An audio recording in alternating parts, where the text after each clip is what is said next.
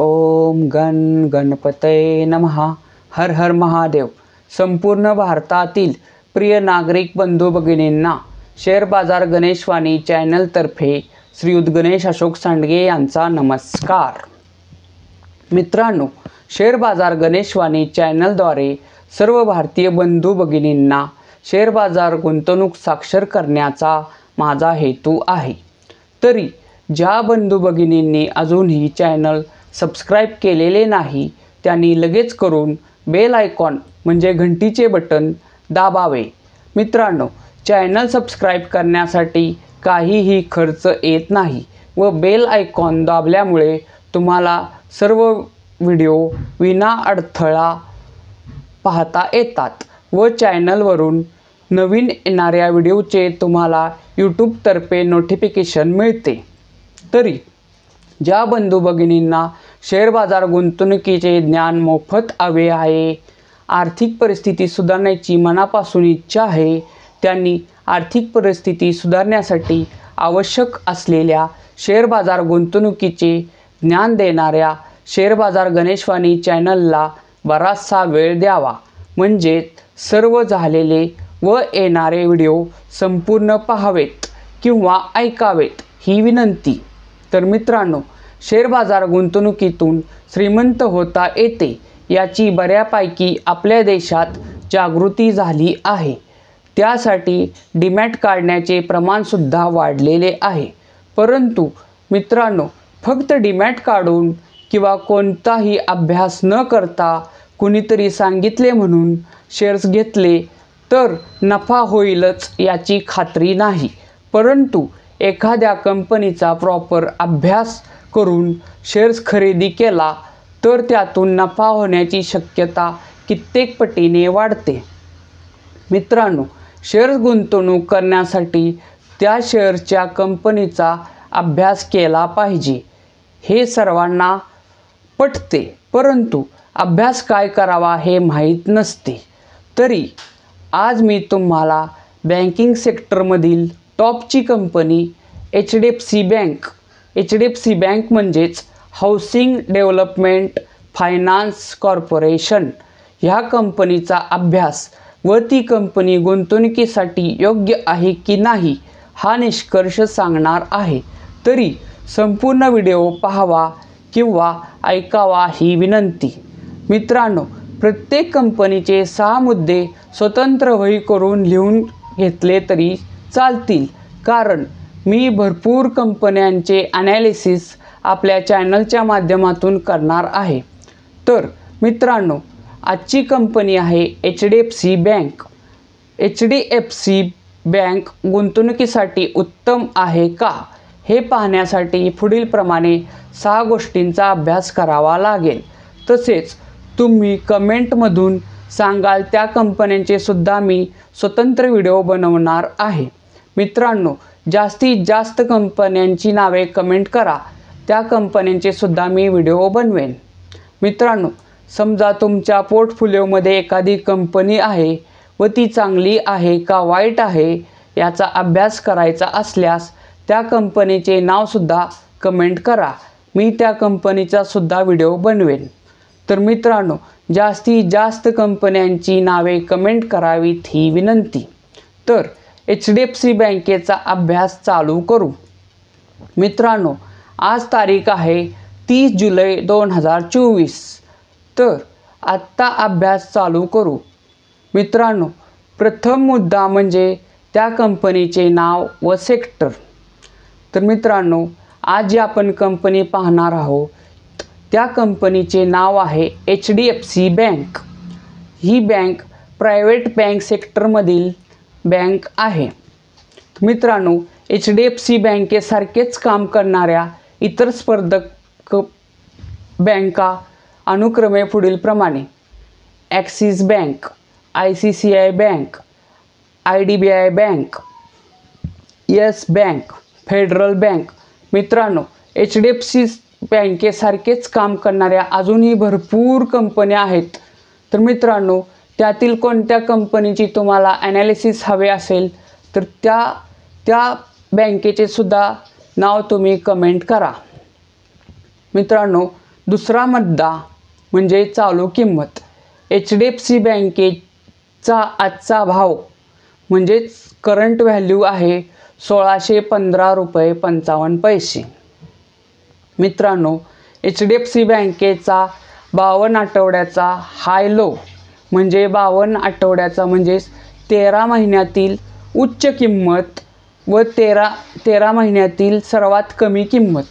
मित्रांनो, HDFC बँकेचा 52 weak हाय low आहे. हाय म्हणजे उच्च किंमत आहे 1794 रुपये व लो म्हणजे निचांक किंमत आहे 1363 रुपये. मित्रांनो, HDFC बँकेच्याच किमतीचा अजून जर अभ्यास केला तर 2 वर्षापूर्वी HDFC बँकेचा शेअर्स 1363 रुपयाला होता. तसेच 5 वर्षाचा जर अभ्यास केला तर 5 वर्षापूर्वी HDFC बँकेचा शेअर्स 738 रुपयाला होता. मित्रांनो, आता चौथा मुद्दा म्हणजे HDFC बँकेचे बाजार मूल्य. बाजार मूल्य म्हणजे काय तर त्या कंपनीचे शेअर बाजारात असलेले सर्व शेअर्स गुणिले त्या कंपनीचा चालू भाव. म्हणजे शेअर बाजारात त्या कंपनीचे जितके शेअर्स आहेत त्या शेअरची संख्या गुणिले त्या शेअरचा चालू भाव म्हणजे मार्केट कॅपिटल. तर मित्रांनो, HDFC बँकेचे मार्केट कॅपिटल आहे 12,30,099 करोड रुपये. मित्रांनो, मार्केट कॅपिटलच्या दृष्टीने HDFC बँक ही निफ्टी निर्देशांकातील 3 नंबरची सर्वात मोठी कंपनी आहे. 1 नंबर कंपनी आहे रिलायन्स, 2 नंबर कंपनी आहे TCS, 3 नंबरची कंपनी आहे HDFC बँक. ह्या म्हणजे सर्वात जास्त मार्केट कॅपिटल असलेल्या काही कंपन्यात HDFC बँकेचा सुद्धा नंबर आहे. पाचवा मुद्दा म्हणजे मागील 4 वर्षाचा नफा. मित्रांनो, HDFC बँकेला 2024 साली 65,447 करोड रुपयाचा नेट प्रॉफिट म्हणजे करोत्तर नफा झाला होता. म्हणजे सर्व कर देऊन जी रक्कम उरते तिला करोत्तर नफा म्हणजे नेट प्रॉफिट असे म्हणतात.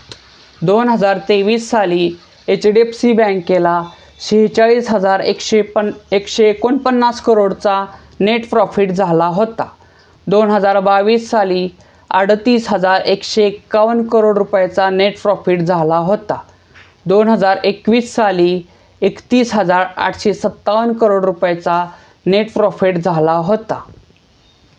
मित्रांनो बघा, HDFC बँकेला सतत नेट प्रॉफिट वाढत आहे.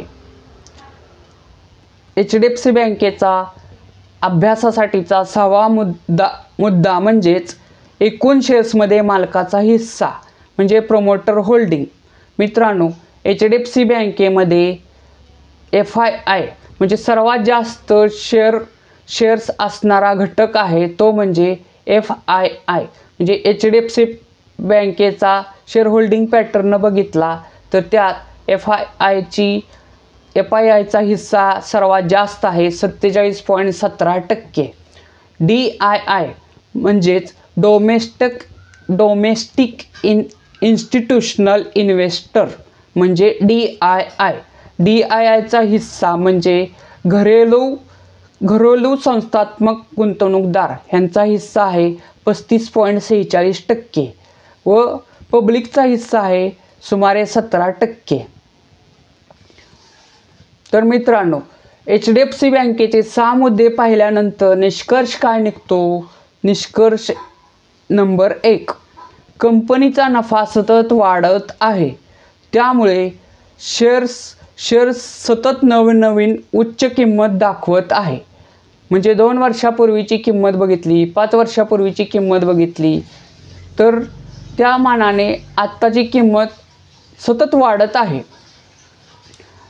मित्रांनो, निष्कर्ष क्रमांक 2, कंपनीच्या शेअर्स होल्डिंग पॅटर्नमध्ये सर्वात जास्त हिस्सा FII म्हणजे फॉरेनर इन्स्टिट्यूशनल इन्व्हेस्टर यांचा आहे.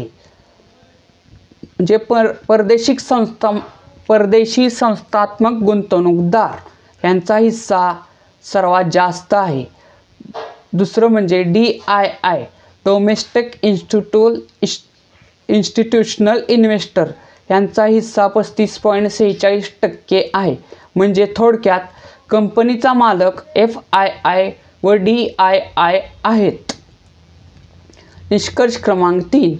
कोणत्याही कारणाने मार्केटमध्ये मंदी असल्यामुळे जेव्हा HDFC बँकेचा शेअर्स 52 वीक हायलोपासून खाली येईल तेव्हा HDFC बँकेचे शेअर्स घेण्यास हरकत नाही. मित्रांनो, HDFC बँक ही गुंतवणुकीसाठी उत्तम आहे. मित्रांनो, HDFC बँकेचा व्हिडिओ जर तुम्हाला HDFC बँकेच्या अभ्यासाचा व्हिडिओ जर तुम्हाला आवडला असेल तर जास्तीत जास्त लाईक शेअर करा ही विनंती. मित्रांनो, आपल्या प्रियजनांशी हा व्हिडिओ जास्तीत जास्त शेअर करा ही विनंती. भारत माता की जय.